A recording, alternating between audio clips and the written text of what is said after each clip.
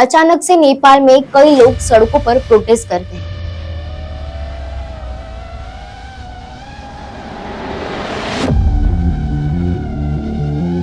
इनमें से ज्यादातर लोग 20-25 साल के होते हैं, यानी जेन ज़ी।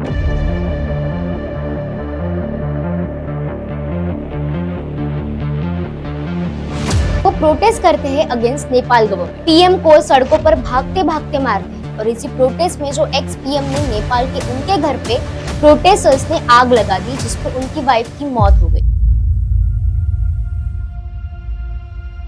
इस सब की शुरुआत होती है 8 सितंबर से। काठमांडू में हजारों लोग इकट्ठा हुए और वहां से मोतीघर मंडला और संसद भवन के पास जाने लगे। लेकिन ये भीड़ एक शांतिपूर्ण रैली थी, जिसे एक एनजीओ हामी नेपाल के द्वारा ऑर्गेनाइज किया था। अब शुरुआत में सब कुछ शांत था, लेकिन तभी एक लड़का मोगराज गिरी। उन्होंने गुस्से में आकर एक सीसीटीवी कैमरे में पत्थर फेंक दिया। बस वही सब वायलेंस शुरू हुआ। हामी नेपाल के ऑर्गेनाइजर अनिल बानिया ने कहा कि भले ही एक इंसान ने पत्थर फेंका हो, लेकिन इसके बाद जो लोग प्रोटेस्ट में नहीं थे वो भी शामिल हुए और वायलेंस बढ़ गया। लेकिन इसके बाद गवर्नमेंट ने हालत और खराब कर दी।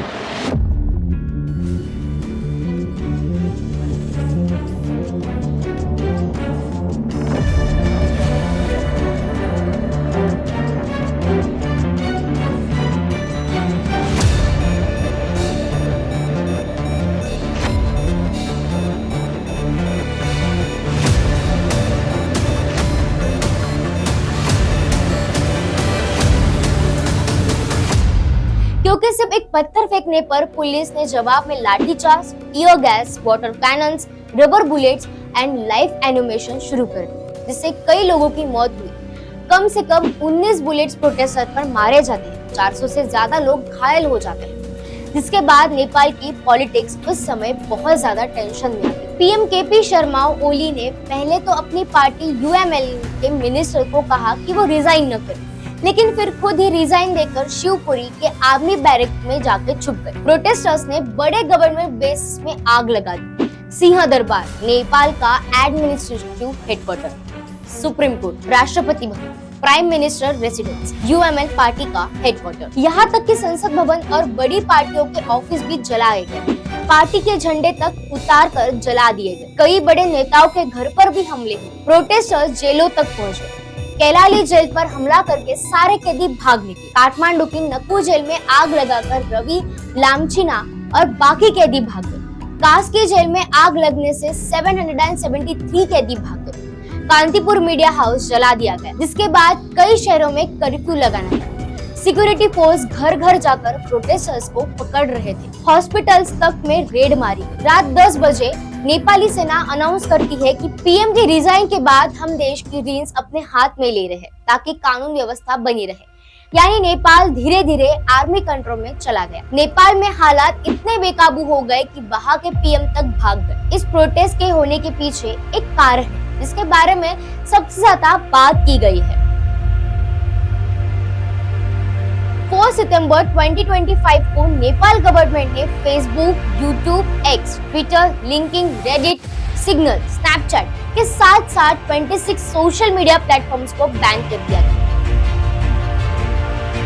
सोशल मीडिया कंपेन्स को ministry of communication and IT में mandatory registration and local presence establish करने को कहा गया था। सरकार कह रही थी कि इससे डिजिटल सर्विस टैक्स और वीटीए रिकवर में मदद मिलेगी और देश की कमाई बढ़ेगी। लेकिन क्रिटिक्स ने कहा कि असली वजह कुछ और थी। सोशल मीडिया पर उस समय एक ट्रेंड वायरल था। नेपो किड्स यानी बड़े नेता और अफसरों के बच्चे कैसे बिना मेहनत के ऐशो आराम की जिंदगी जी रहे हैं, कैसे उन्हें सरकारी नौकरियां, कॉन्ट्रैक्ट और पावर मिल रही है। ये ट्रेंड इतने तेजी से फैल रहा था कि सरकार को सीधे वार जैसा लगा।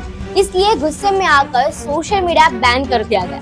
नेपाल की हालत पहले से ही मुश्किल थी। देश की 33% जीडीपी फॉरेन कंट्रीज में काम कर रहे नेपाली मजदूरों की कमाई पर टिकी है। 20% यूथ बेरोजगार है। गांव-गांव से लोग काम के लिए बाहर जाते हैं। मतलब देश की अपनी इकोनॉमी यूथ को रोजगार देने में नाकाम रही है।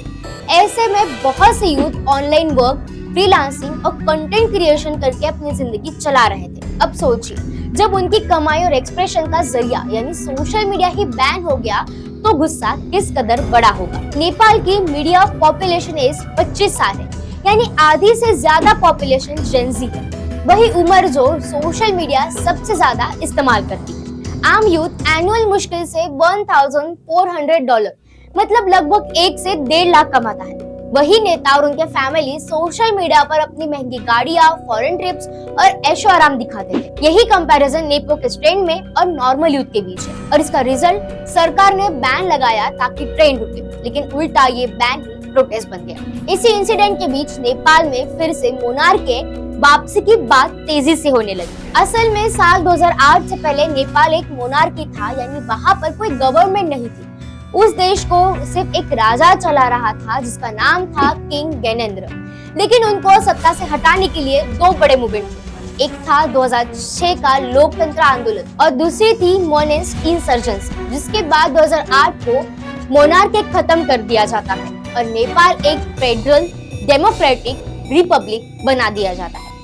और इन्हीं सालों में 13 बार नेपाल की सरकार बदल चुकी है। देखो, नेपाल में 2 डोमिनेंट फोर्स है, Nepali Congress and Nepali communist. और वही नेपाली कम्युनिस्ट की 2 मेजर पार्टी है, communist party of Nepal, united Marxist and Leninist, और communist party of Nepal, Maoist centre. लेकिन इन्हीं 3 पार्टी के हेड पर करप्शन का आरोप लगता है। जब जहां नेपाल में एम्प्लॉयमेंट के जो थोड़े बहुत जरिए बचे थे, यानी सोशल मीडिया, अगर उस पर भी गवर्नमेंट बैन लगाती है, इसलिए वहां के लोगों का गुस्सा भड़का और वो प्रोटेस्ट में कन्वर्ट हो गया।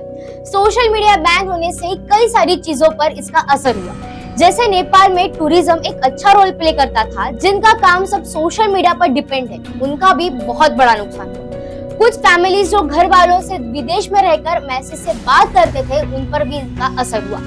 जब सरकार ने यूथ की आवाज दबाने की कोशिश करती है, जब करप्शन और नेपो किड्स का खेल आम जनता के सामने खुलकर आता है, और जब रोजगार की कोई राह नहीं छोड़कर यूथ की आखिरी उम्मीद भी छीन ली जाती है, तो उसका असर नेपाल में हो रहे प्रोटेस्ट जैसा होता है। अब इसकी वजह से इन प्रोटेस्ट का फायदा उठाकर कई एंटी डेमोक्रेसी ग्रुप्स वापस मोनार्की लाने की बात कर सकते हैं। एक डिजिटल बैन से शुरू हुई लड़ाई जिससे पूरे सिस्टम को चुनौती दे दी। आपको इस जेन ज़ी रिवॉल्यूशन के बारे में क्या लगता है? कमेंट में जरूर बताएं।